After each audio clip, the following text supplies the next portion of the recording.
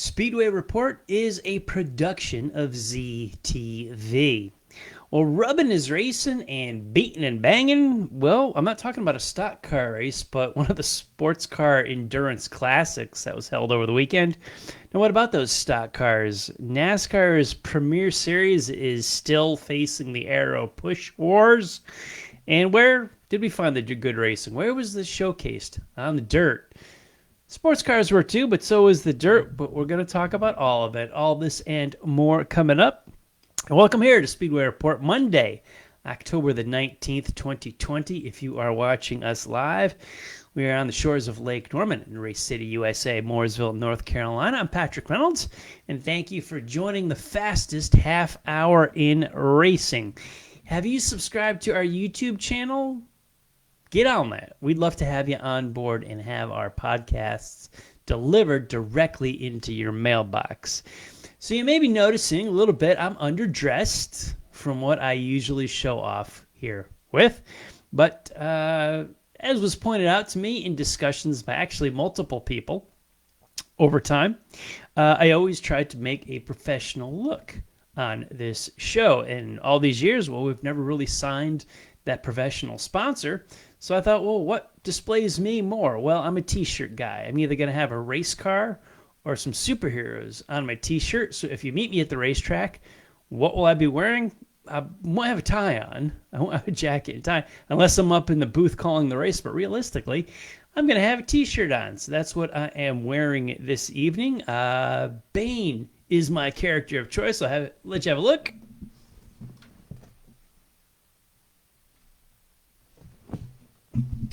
One of my favorite supervillains of the DC universe, how never portrayed well on screen in movies, done well in graphic novels and animation. But I digress because it's not a comic book nerd show. I could host one of those, I just haven't yet. But we're here to talk about some fast cars, turning left, right, even some that go in a straight line, huh? Hey, Paul McKeever is with us, Thomas is with us, Ruth Ann is with us. Let me see who else is with us. Okay, you guys have commented. Thanks so much. Appreciate you guys being here. What are we going to talk about first? Kansas. We're not in Kansas anymore, Toto. But who is? Well, none of them, because they all flew out over the weekend, but wound up in Victory Lane. Yesterday was Joey Logano for the Cup cars. On Saturday was Chase Briscoe in the Xfinity Series and Brett Moffitt in NASCAR trucks. Corey Heim was your winner in the ARCA Series. IMSA had one of their crown jewel events at Road Atlanta with the Petite Le Mans. Very thrilling finish. Do not leave the race early. Do not turn the TV off early. We'll talk about what happened here. This was a thrilling finish, but in Victory Lane, Wayne Taylor Racing's Konica Minolta Cadillac was your winner. Renger Vendrzanda, Ryan Briscoe, and Scott Dixon shared the driving duties there. Heck of a finish to this one. We'll talk about this one a little bit. NHRA made their way down to Texas and the Motorplex. Good to have them back, running. They've had, probably as much holes in their schedule as anybody, with COVID pretty much turning the straight liners into Swiss cheese is where they could and could not race. In Top Fuel, Steve Torrence beat his father Billy in an all-Torrence final round. Not the first time that's happened this season. Jack Beckman beat Billy Hagan in Funny Car. In Pro Stock, Matt Hartford upset Greg Anderson. And in Pro Stock Motorcycle, Jerry Savoy beat first-time finalist Joey Gladstone, making his first ever final round in Pro Stock Bikes. The Dirt Track World Championships for the Lucas Oil Late Models was held in Portsmouth, Ohio. Brandon Shepard scored the $100,000 victory. Now, this was the old race. Let's have a little group participation here. This was the old race that used to be at Pennsboro, correct?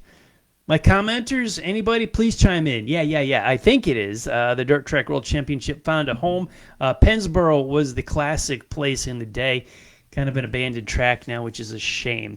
World of Outlaw Sprints shared the billing in Kansas City on Friday night with Shane Stewart winning your A-Main, and in Eldon, Missouri on Saturday night, James McFadden won the checkers. And, yes, Another great story from the weekend adds to the mystique of 2020. The USAC Silver Crown cars. They were on the Springfield Mile.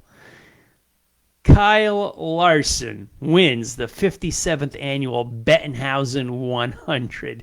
Great story. I want to talk about Kyle tonight, too. Lots going on. Very busy night involving Kyle Larson this evening. Beyond the win yesterday afternoon in Illinois, Justin Grant is the USAC Silver Crown champion for 2020.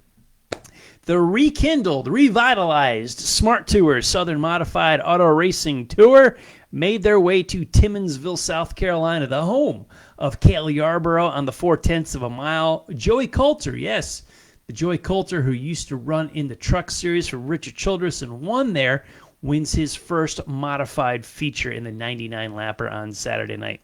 And the big race for dirt big block side of the Northeast, the Center Steer Modifieds, they held the Speed Showcase 200 at Port Royal, Pennsylvania. Matt Williamson was the 200-lap winner and $53,000. Kind of their biggest event of the year, with the lack of a singular Super Dirt Week event and a Speed Week, more or less, that was held last week. But we'll touch on that shortly, too.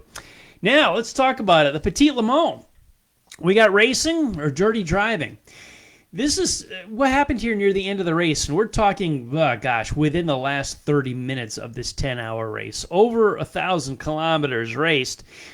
We're in the Saturday night, duking it out for the win, and Pipo Derani, he was leading the race in the Whelen Engineering car. Ricky Taylor is chasing him, driving for Team Penske in the Acura, and it was your typical, it was a right-hand corner, but if you, so many of my oval track crowd, picture the right front to the left rear. Who had the right of way? Who had their nose up in there? Who should have given way? Picture the same thing on a right-hand corner. These two collided. Ricky Taylor's left front with Durrani's right rear. Off into the weeds they go, into the sand trap. This opened the door up for Van der Zande, who was in the Cadillac, who wound up winning. He went to victory lane after this one. More comments. I got a lot of group participation going tonight, so throw that in there as well. Let me know what you thought. Did you see the end of the Petite Le Mans? Oh, gosh, I was watching it, and actually the thumb and the remote got in my way there. Don't leave a race early.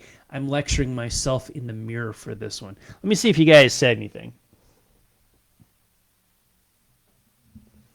Yeah, Paul, I am comfortable. Thanks. Okay, no opinions on Road Atlanta yet. That's cool.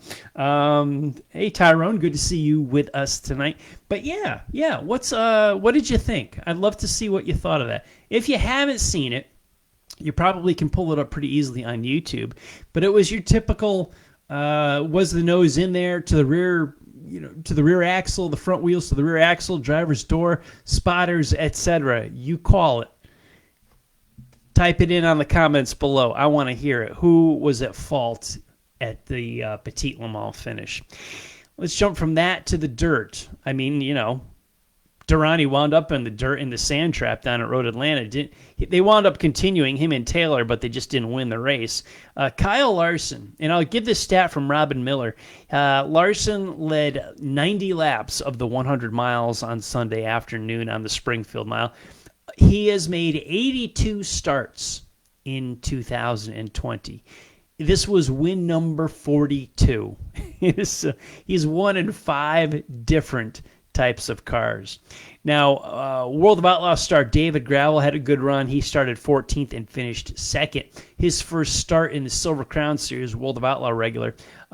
We talked about Justin Grant. He started on the pole, wound up 3rd, clinched the championship. So Kyle Larson bags win number 42 on the Springfield Mile. The history of USAC in the Silver Crown cars is not lost on Kyle Larson. This means a lot to him. It's a big win. It had been not quite 10 years since he's been on the Springfield Mile, but it had been a lot of years since he'd been there. He didn't remember much about it, somewhat, where the straights are, the radius of the corners.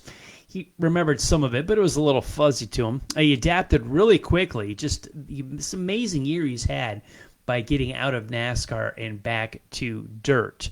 But really huge news came out late this afternoon, shortly before we went on air, If you followed the show's page on social media, you know.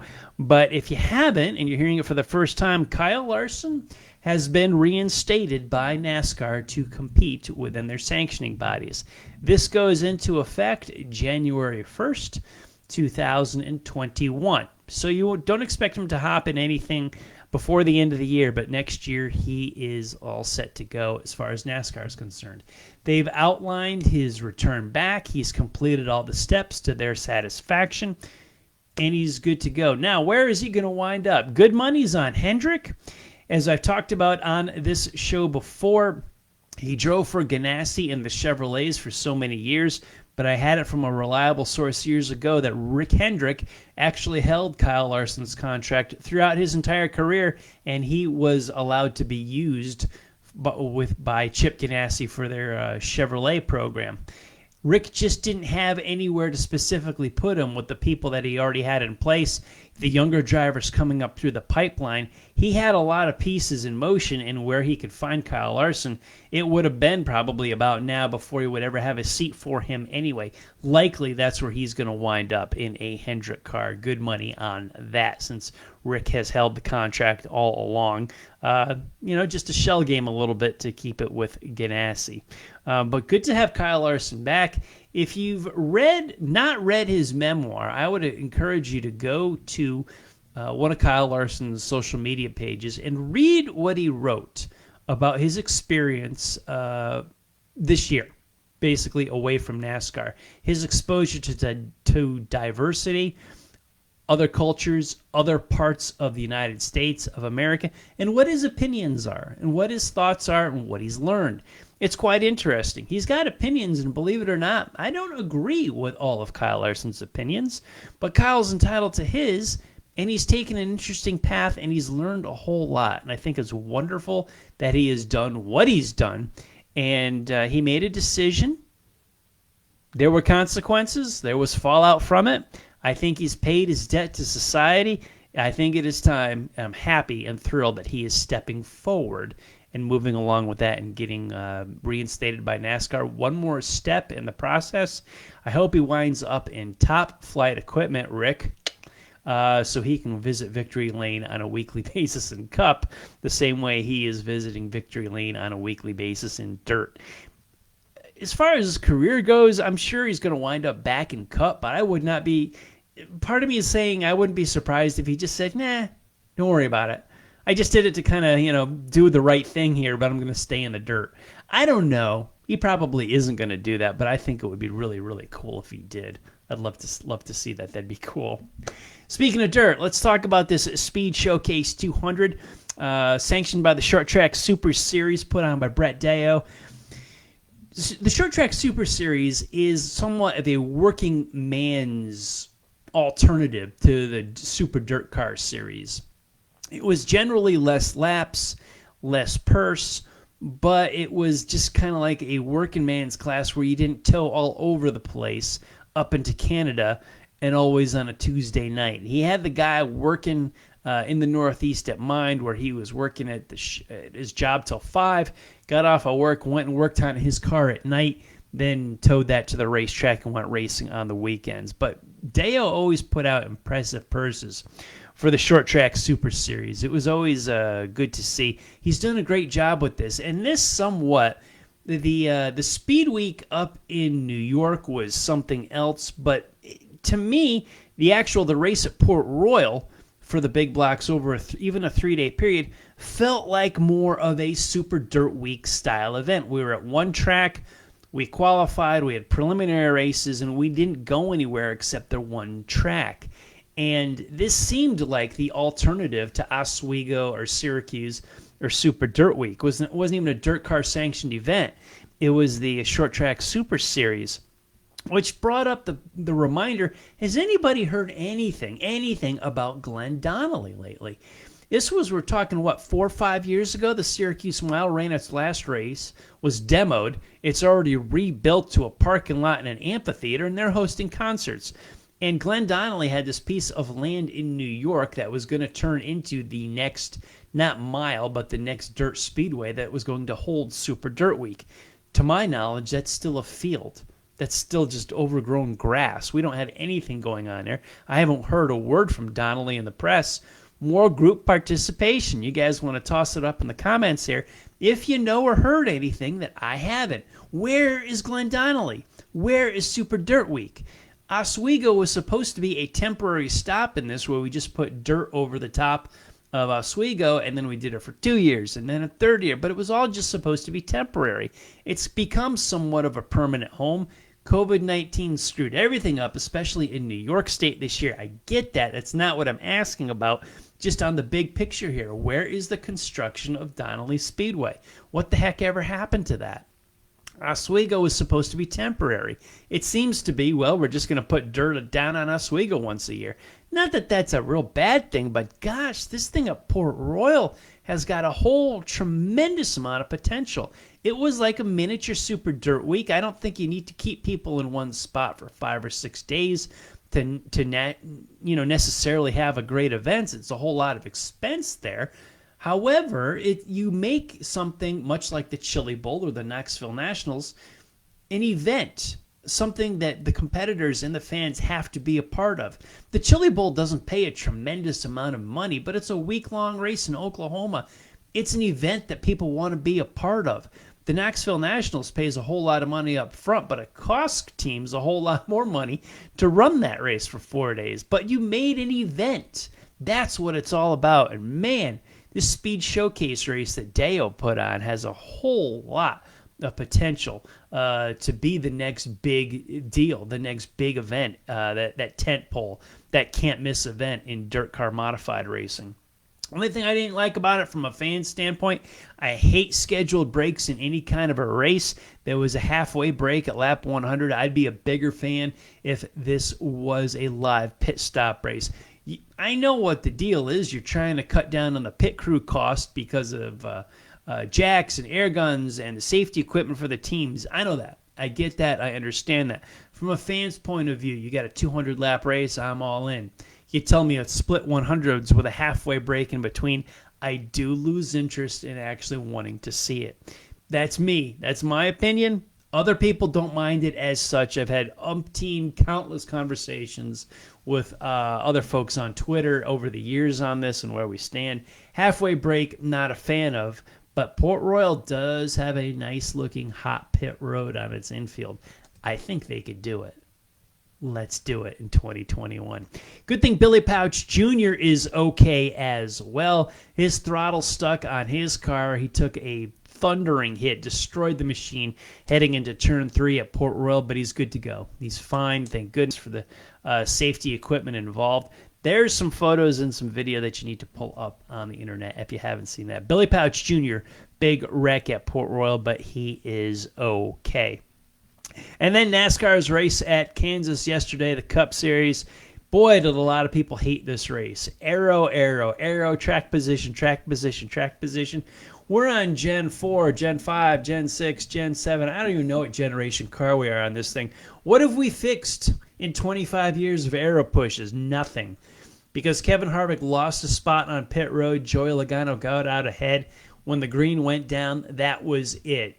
Harvick clearly had the faster car, could close up on Logano, then that wall of air he would run into, he'd lose the nose and drop back. We've been through countless aerodynamics, spent millions, billions on wind tunnels and new bodies, new styles, the car tomorrow, the wings. We haven't fixed aero push at all. You're really racing the air in track position. It's more important to take 2 tires or no tires even, stay out, than take 4 tires and go. This comes, gosh, we may be stuck with this high downforce 550 horsepower package. Every fan I know wants high horsepower, low downforce. The odds are better that you'll get a better race there. But this, I don't know where NASCAR gets their mentions that this is what the fans want, with the high downforce, low horsepower that we have now. I don't know anybody that wants that. I don't know anybody on social media that wants it. Yet NASCAR says we gave the fans what we want. What fans? What want? Who? Where? When? This fan council, remember that? Here's another thing that kind of faded in the wind. I don't even know if they still do that anymore. But I was never part of the fan council. but I have seen the multiple choice questions, and they don't let you write in your own answer, and all the questions are worded to give NASCAR the results that they wanted. You know the old question, the old joke, do you still beat your wife, Senator? Well, if you answer yes or no either way, you're kind of screwed, and the person that's asking that question is getting the response that they want out of you. Now, this is the same type of question. That's an extreme example, but you get where I'm going with it. Was that the NASCAR Fan Council questions were worded by NASCAR just to get the results that they wanted so they could do what they wanted. I just can't figure out why they do what they want. Much like the playoffs, round of 8, round of 4. Gosh, I have no interest in this phony championship either. Terrible, terrible. Oh my gosh, NASCAR. I don't know. I think I had a full head of hair when I was a NASCAR fan. It's kind of fallen out now, worse and worse. Thank goodness there's good things like the Petite Le Mans and Brett Deo's Short Track Super Series to keep me interested in weekend auto racing. This one coming up this weekend, I'm excited about the Indy cars going to St. Petersburg. They were actually at the track in St. Petersburg when this was the week when COVID-19 shut everything down within a matter of days.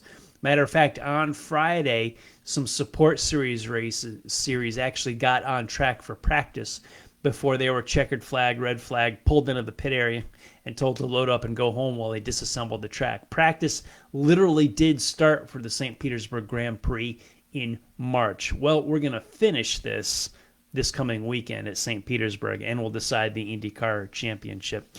Top headlines came out today, late this afternoon, shortly before airtime with us.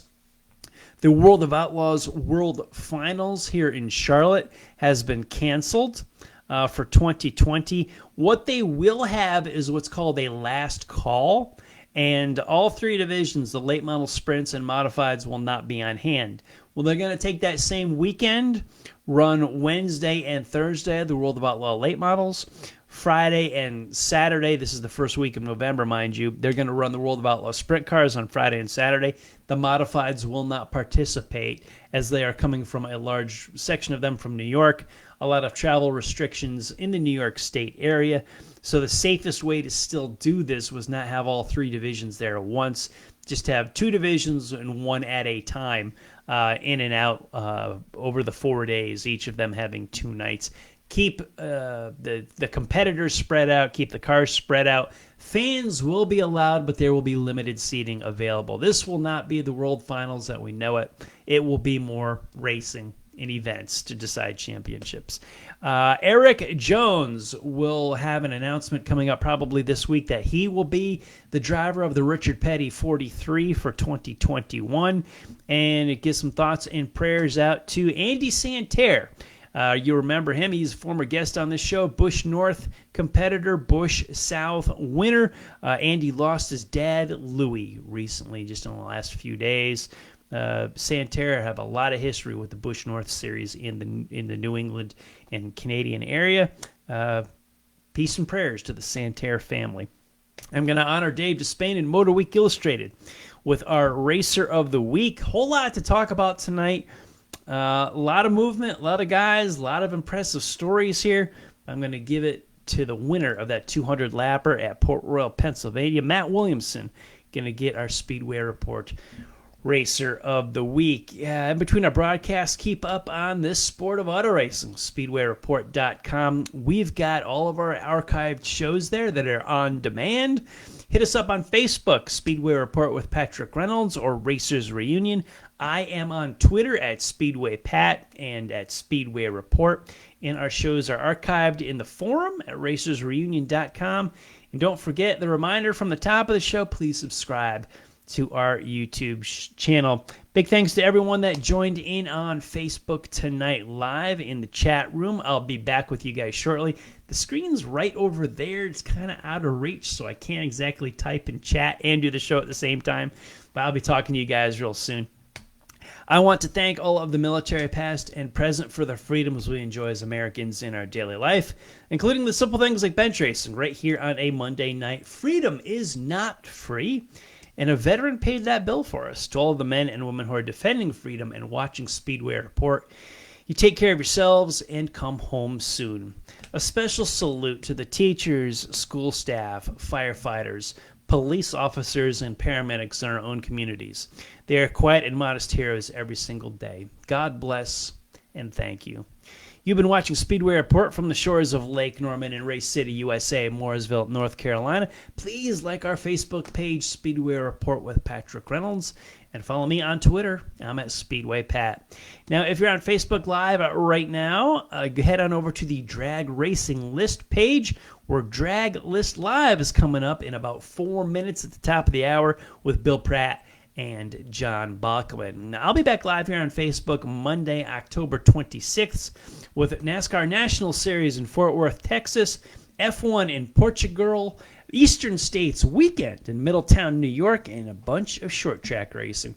Thank you all for watching. You take care of yourselves and take care of each other. I'll see you next week with my superhero t-shirt or something cool.